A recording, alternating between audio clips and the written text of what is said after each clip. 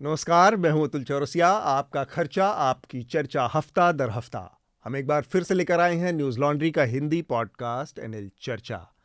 चर्चा में पिछले हफ्ते में नहीं था, लेकिन उम्मीद है आपको चर्चा में मज़ा आया होगा। एक बहुत बढ़िया और दिलचस्प पैनल था, बहुत सारे विषयों पर बातचीत हुई। मैंने देखा एक इस हफ्ते आपको फिर से मुझे ही झेलना है।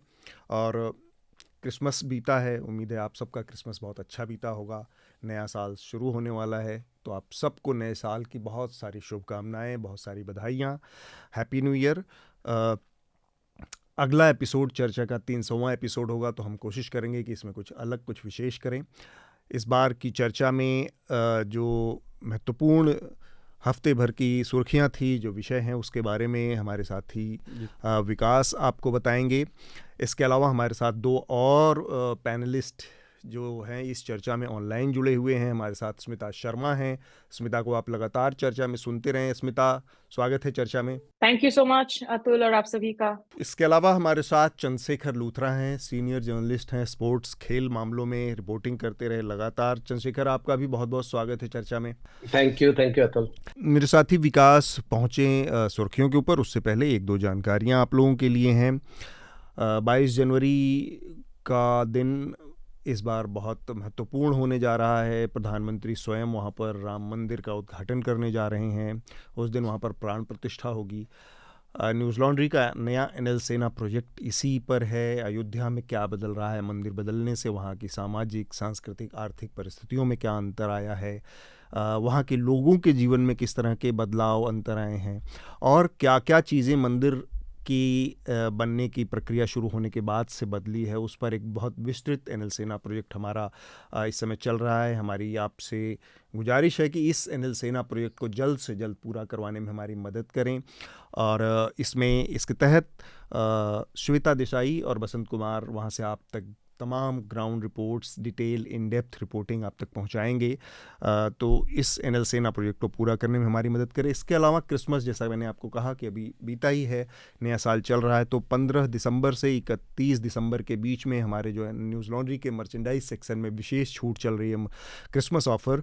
उसका भी लाभ आप उठा सकते हैं। 31 दिसंबर, अभी इसमें 2 दिन और बाकी हैं। चुनाव हुए कुश्ती महासंघ के, और उसमें एक बार फिर से बृजभूषण शरण सिंह के बहुत करीबी संजय सिंह और उनकी पूरी टीम जीत गई, और वही लोगों का एक बार फिर से कब्जा हो गया। और फिर बहुत बेशर्मी से उन लोगों ने ऐलान किया कि जो अंडर 20 और अंडर 15 के टूर्नामेंट हैं कुश्ती के, वो ये साल ख़त्म होते होते उससे पहले गोंडा में करवाए जाएंगे। गोंडा यानी कि बृजभूषण शरण सिंह की अपनी जो कॉन्स्टिट्यूंसी है, जहाँ से वो जीत कर आते हैं, जिस इलाके से। अभी तो शायद उनकी कॉन्स्टिट्यूंसी बदल गई, लेकिन वो मूलतः गोंडा के रहने वाले हैं। इसके बाद खेल मंत्रालय ने इस पर गंभीरता से इसको संज्ञान लेते हुए, और खेल मंत्रालय की बात पे मैं बाद में आऊँगा, इसके बाद जो हुआ उस पर, इसके बाद कुश्ती खिलाड़ियों ने एक प्रेस कॉन्फ्रेंस की। उसमें गोल्ड मेडलिस्ट जो ओलंपियन हैं हमारी साक्षी मलिक, उन्होंने कुश्ती से संन्यास लेने की घोषणा कर दी इस फैसले, इस जीत के बाद। और फिर बजरंग पूनिया ने, जो कि दूसरे कुश्ती खिलाड़ी हैं, उन्होंने अपना पद्मश्री पुरस्कार वापस लौटाने की घोषणा कर दी। और इसके तीसरे चरण में हमने देखा कि विनेश फोगाट, जो कि एक और हमारी मेडलिस्ट हैं, अलग अलग खेलों में उन्होंने कई सारे मेडल जीते हैं, उन्होंने प्रधानमंत्री को एक खुला पत्र लिखा और अपना राजीव गांधी खेल रत्न पुरस्कार और तमाम अन्य पुरस्कारों को वापस करने की घोषणा की। और साथ में ये सवाल भी पूछा कि क्या हम लोग देशद्रोही हैं, ट्रेटर हैं, जिस तरह से हमें मीडिया में टाइप किया जा रहा है, और जिस तरह से हम न्याय के लिए कहाँ जाएंगे। रेसलिंग में कोई नई चीज थोड़ी है। 2012, 2016, 2014, पता नहीं कितनी बार यौन शोषण के मामले आए। कैंप लगते थे, गोंडा में कैंप लगते थे, लखनऊ में, इस एरिया में जो बृजभूषण शरण सिंह के एरियाज है, वहां छोटी छोटी लड़कियों को बताया जाता था कि ये कमरा आपका, ये साथ वाला बृजभूषण सिंह का, शाम को जाइए, आपसे बात करनी है उनसे।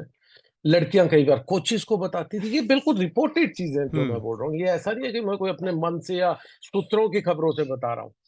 2 लड़कियां 16-17 साल की थी, रोते हुए चली गई अपने फिजियो के पास, कोच के पास, कि जी हमें तो रात को बुलाया है, हम तो नहीं जाएंगे, हमें तो बड़ा मुश्किल हो जाएगा कि ऐसा कल हमारा कंपटीशन है, ये है वो है।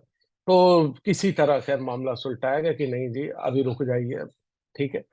कॉम्पिटिशन्स में जाते थे, 3 कमरे इधर के लड़कियों के, 3 कमरे इधर लड़कियों के, बीच में एक कमरा अगर साथ है एक लाइन में, वो बृजभूषण शरण सिंह का। अब क्या होता था, कैसे ये लड़कियां बताती है। दिल्ली पुलिस ने चार्जशीट में, अब तो भारतीय न्याय संहिता हो जाएगी, उसमें तो कई कुछ होगा, लेकिन अपनी चार्जशीट में कहा 6 से 7 लड़कियों के कोलैबोरेट हुए हैं कि हाँ सेक्सुअल हैरेसमेंट हुआ है, ये सब कुछ यौन शोषण की बातें निकली है। उसके बावजूद भी कुछ नहीं किया जाता। एक लड़की जो कि नाबालिग थी, जिसमें पॉक्सो एक्ट आना था, जो बहुत स्ट्रिंजेंट है, जिसमें जेल, सीधा जेल ही जेल है, उसमें बेल का तो कोई प्रावधान नहीं है। उस लड़की के घर पे रोज गुंडे भेजे गए, उनको तेजाब फेंकने की बातें हुई। उनके पहले तो रिश्तेदारों ने बोला हमें सबको कि जी ऐसे तो धमकियां आ रही, हम कैसे सहें, हम तो गरीब लोग हैं, हरियाणा में छोटे से गांव में रहते हैं। थोड़े दिन बाद वो लड़की बालिग होगी, थोड़े दिन बाद उसके घर वालों ने खुद ही कहा जी ये तो गलत सर्टिफिकेट था। पीछे सर्टिफिकेट की बातें कर रहे तो मैं आपको किसी भी गेम में, मेरे पास तो घर पर पड़े हुए हैं कई डायरीज में, किस क्रिकेटर के 3-3 मैं आपको बर्थ सर्टिफिकेट दे दूं। तो ये अपने आप में ना, तो देखिए इसमें दो चीजें हैं। एक, जहां तक इस चुनाव का सवाल है, चुनाव की प्रक्रिया साफ थी, और ये भी होता है कि ठीक है हमें गिल्टी बाय एसोसिएशन हम क्यों कर रहे हैं। लोग कहेंगे कि भाई अतुल कल को आपने किसी का कत्ल कर दिया, खुदा ना खास्ता आप ऐसा करें Atul, don't get any mad thoughts, लेकिन आपने किसी का कत्ल कर दिया तो उसके लिए अब हम आपके परिवार वालों को थोड़ी ना, हम परिजनों को थोड़ी ना कहेंगे कि वो भी उसके दोषी हैं। लेकिन इस मामले में देखिए जो इमेजरी है, जब चुनाव खत्म होता है, अगर हम एक मोमेंट को हम एक बेनिफिट ऑफ डाउट दे दे कि Sanjay Singh is an individual on his own, लेकिन जो इमेज सामने आई वो क्या इमेज थी कि बृजभूषण शरण सिंह आपके सामने आते हैं, उनके गले पर फूलों की मालाएं लदी हुई। ये सबसे शर्मनाक तस्वीर है, ये समझ में सबसे नहीं आ रहा शर्मनाक था कि तस्वीर आखिर है। जीता कौन है। हाँ वो बिल्कुल, सीना चौड़ा करके जो है मीडिया से बातें कर रहे हैं, मीडिया को बयान दे रहे हैं। दबदबा तो है, दबदबा रहेगा, ये उनके बिल्कुल। बेटे का स्लोगन था। तो जैसा हम जर्नलिज्म में कहते हैं ना, that a picture is worth 1,000 words, उस तस्वीर में तमाम बातें रख दी कि आखिर यहाँ पर कितनी चलेगी संजय सिंह की, और वो कितने कठपुतले बने रहेंगे बृजभूषण शरण सिंह के। तो उस तस्वीर के बाद तो आप ये कह ही नहीं सकते कि नहीं नहीं ये तो बिल्कुल अपना जो है free and fair regime run करेंगे। अतुल, हरियाणा में 2 दशक पहले तक इतनी भ्रूण हत्याएं होती थी, बिल्कुल बात, लड़कियों की रेशियो इतनी कम थी उस राज्य में, 850 पहुंच गए थे जिलों में। बिल्कुल, आज उस राज्य में जो है आप कह रहे हैं कि अगले जन्म मुझे बेटी ही कहियो, बनाइयो, क्योंकि आप ऐसी बेटियों को देख रहे हैं जो ब्रांड एम्बेसडर्स हैं आज उस राज्य में। तो उन लोगों को आप पूछ रहे हैं जो इतनी गरीबी में, इतने साधारण पृष्ठभूमि से उभर कर पदक जीत रहे हैं, तिरंगा लहरा रहे हैं अंतर्राष्ट्रीय मंच पर, उनको आप कह रहे हैं कि पदक लौटा रहे हो, पैसे लौटा दो। कौन है ये लोग, कहां से आ रहे हैं ये जो साक्षी मलिक और विनेश फोगाट और ये लोगों ने, बजरंग पुनिया ने ऐलान किया है, साक्षी मलिक ने तो संन्यास का ही ऐलान कर दिया है। ये सिर्फ इसलिए भी इनको याद नहीं किया जाना चाहिए कि ये लोग मेडल जीत कर लाए। मेडल जीत कर लाना शायद एक हिस्सा है इनके अचीवमेंट का।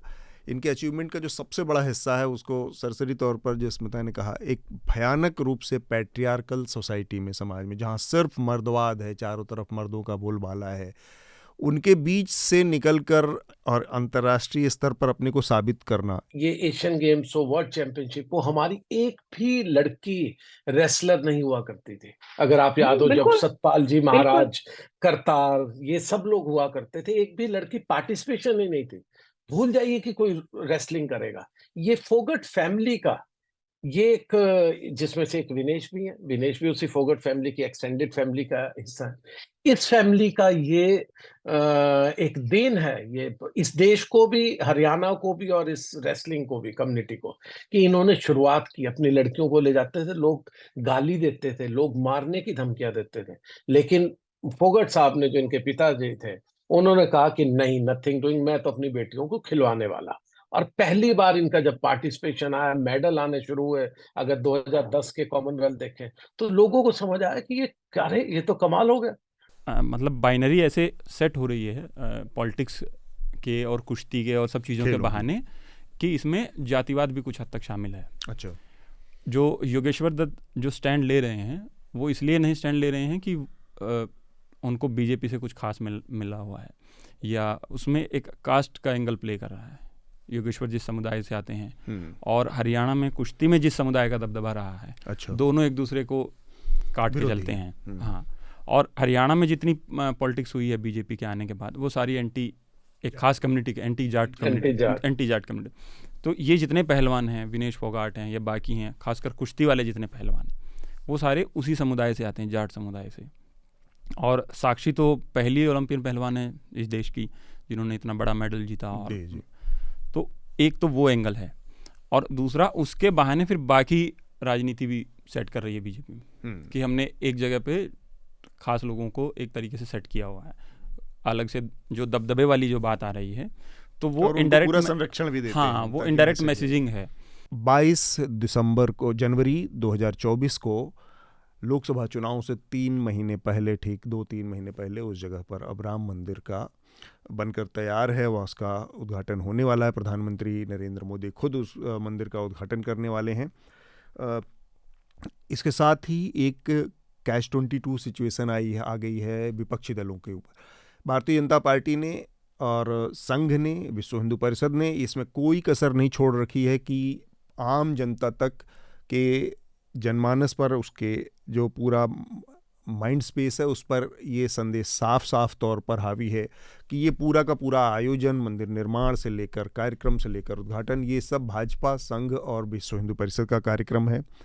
इसके बावजूद अब तमाम जो राजनीतिक दल हैं, विपक्ष, तमाम उद्योगपति, अलग अलग क्षेत्रों के तमाम लोगों को वहाँ पर निमंत्रित किया गया है, बुलाया गया है। लेकिन जो चुनावी दल हैं, जो विपक्षी दल हैं, उनके लिए एक बड़ी स्थिति फंस गई है कि अगर वो जाते हैं तो उनके अपने जो काडर वोट बैंक है उसको जवाब देना मुश्किल है। नहीं जाते हैं तो उनके ऊपर भारतीय जनता पार्टी का जो हमेशा से एक वो है बहुत एग्रेसिव की तुष्टीकरण और हिंदू विरोधी छवि चपकाने का मौका मिल जाएगा। ये स्थिति खड़ी हो गई है कि आप तब तक अब संसद में वापस नहीं लौट सकते हैं बतौर रूलिंग पार्टी जब तक आप हिंदी हार्टलैंड, जो हिंदी भाषी राज्य हैं, उस पर आप पकड़ ना बना सके।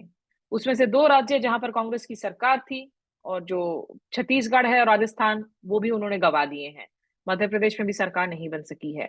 और हिंदी हार्टलैंड स्टेट्स का ये डिवीजन, अभी वीर सांघवी की एक आर्टिकल कल मैं पढ़ रही थी प्रिंट में, जिसमें उन्होंने बाकायदा वापस से याद दिलाया कि 1977 में जनता पार्टी अगर सत्ता पर लौट सकी थी तो वो इसीलिए क्योंकि उन्होंने हिंदी भाषी राज्यों में कब्जा किया था। इंदिरा गांधी उस वक्त दक्षिण भारत के राज्यों में जो है वो कामयाब हुई थी।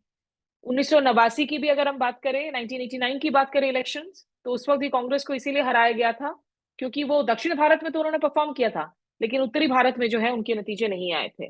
तो ये कांग्रेस के लिए निश्चित रूप से एक बहुत बड़ी सिचुएशन है जहां पर उनको एक स्वॉट एनालिसिस करनी पड़ेगी कि अगर हम नहीं जाते हैं तो हमारा कितना काडर है जो हमसे फिसलेगा। क्योंकि भाई सॉफ्ट हिंदुत्व तो आप लगातार कर रहे हैं। आपके कमलनाथ जी भी जाकर जो है तमाम बाबाओं के चरणों में साष्टांग हो रहे थे मध्य प्रदेश चुनावों के दौरान। आप मंदिरों का आप पूजा पाठ तो कर ही रहे हैं, और कितना बड़ा जोखिम है कि अगर आप नहीं जाते हैं। देखिए, स्पोर्टिंग वर्ड में कहा जाता है कि when the tournament is on you can not boycott that, you have to participate whether you lose or win, you have to show the sportsman spirit. तो मैं तो यही कहूंगा, राहुल गांधी अपनी यात्रा शुरू कर रहे हैं, भारत न्याय यात्रा। वो वहां नहीं जा सकेंगे, ऑब्वियसली यात्रा में होंगे। आप उसको प्रचार उसको कीजिए। जो वोट अगर 40% हो या कितना भी शेयर जो हमें यहाँ पर मिला है कांग्रेस को, तो ये इस वजह से मिला है, ये सॉफ्ट हिंदुत्व की वजह से नहीं मिला है, मुझे नहीं लगता। कि कांग्रेस का जो वोट बैंक है वो ऑब्वियसली मुस्लिम्स को तो एक रास्ता दिखेगा ही कि कौन हमारे साथ खड़े हैं, कौन हमें इस टाइम पे सेकंड क्लास सिटीजन नहीं बनाना चाह रहे हैं, तो वो जरूर शिफ्ट हुआ है। लेकिन उसके साथ साथ वो सब पढ़े लिखे तबके का जो शायद इन चीजों में विश्वास नहीं रखते हैं, जिनको लिए मंदिर या चर्चिज ये सब कुछ दूर रखने की बात जो स्मिता कह रही थी, वो उन्हीं लोगों के साथ है। सॉफ्ट हिंदुत्व ने मुझे नहीं लगता कि कांग्रेस का बहुत ज्यादा भला किया है। मुफ्त में बस इतना ही।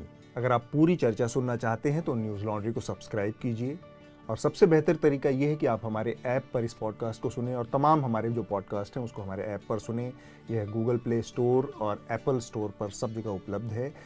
न्यूज़ लॉन्ड्री किसी भी तरह का विज्ञापन नहीं लेता, ना किसी राजनीतिक दल का, ना किसी सरकार का, ना किसी कॉरपोरेशन का।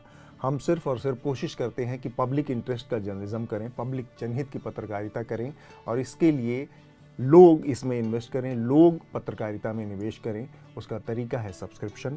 तो सब्सक्रिप्शन के हमारे टैग पर जाइए, वहाँ पर अपनी मनचाही रकम पे कीजिए और न्यूज़ लॉन्ड्री का सब्सक्रिप्शन लीजिए, और गर्व से कहिए, मेरे खर्च पर आज़ाद हैं खबरें।